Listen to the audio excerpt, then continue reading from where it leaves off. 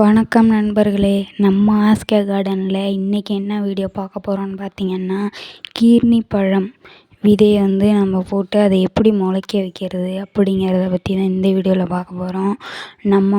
நம்ம வீட்டுக்கு பயன்படுத்தின கீர்னி பழத்தில் அதை நம்ம விதையை எடுத்து போட்டு அது மூலயமா கீர்னி பழத்தை எப்படி முளைக்க வைக்கிறது அப்படிங்கிறத பற்றி தான் இந்த வீடியோவில் பார்க்க போகிறோம்.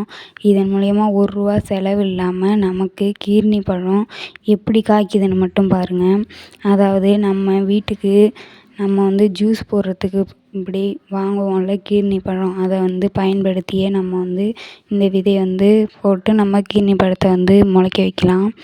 அந்த செடியை நம்ம எப்படி பராமரிக்கிறதுன்னும் இந்த வீடியோவில் நான் சொல்கிறேன். அதாவது நம்ம போய் ஒரு கீர்னி பழம் வாங்கிட்டு வந்துட்டு அதில் உள்ளே இருக்க விதைங்களெல்லாம் நம்ம எடுத்துடணும். இந்த வீடியோவிலே பார்த்துருப்பீங்க நான் கீர்னி பழத்தை எப்படி எடுத்துருக்கேன்னு.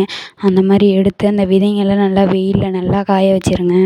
நல்லா காய வச்சதுக்கப்புறம் அது நல்லா காஞ்சா ஒரு சத்தம் வரும். அப்படி நம்ம கையில் எடுத்து பார்த்துட்டு நம்ம அதை ஊனி வைக்கலாம். பாருங்கள் அதை எப்படி ஊனி வைக்கிறேன்னு. அதை நம்ம ஊனி வச்சு அது எத்தனை நாளில் முளைச்சி வருது அப்படிங்கிறதையும் உங்களுக்கு நான் ஒரு வீடியோவாக எடுத்து போடுறேன். பாருங்கள், நான் கீர்னி பழம் விதையை இப்போ மண்ணில் நட்டு வச்சாச்சு. நம்ம இப்போ ஊனி வச்சிட்டோம் மண்ணில். பாருங்கள் அது இன்னும் எத்தனை நாளில் முளைச்சி வருது அப்படிங்கிறத நான் உங்களுக்கு வீடியோவாக எடுத்து போடுறேன். இந்த மாதிரி நான் கீர்னி பழம் விதை போட்டு அது முளைச்சி வந்திருக்கு. அதனால தான் இந்த வீடியோலாம் அது மாதிரி போடுறேன். இந்த வருஷமும் இப்படி முளைச்சி வருதான்னு உங்களுக்கு நான் வீடியோ எடுத்து போடுறேன். கண்டிப்பாக இந்த கீர்னி பழம் செடி நல்லாவே வளர்ந்து வரும். எனக்கு நம்பிக்கை இருக்குது. நீங்கள் வேணால் பாருங்கள். இப்படி தான் கீர்னி பழ செடி முளைக்க வைக்கிறது.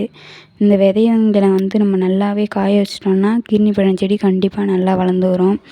ஆஸ்கே கார்டன் சேனல் உங்களுக்கு பிடிச்சிருந்தா மறக்காமல் சப்ஸ்கிரைப் பண்ணுங்கள். இந்த வீடியோ உங்களுக்கு பிடிச்சிருந்தாலும் மறக்காமல் சப்ஸ்கிரைப் பண்ணிட்டு ஒரு லைக் பண்ணிட்டு போங்க. நெக்ஸ்ட் வீடியோவில் கண்டிப்பாக அதை காட்டுறேன்.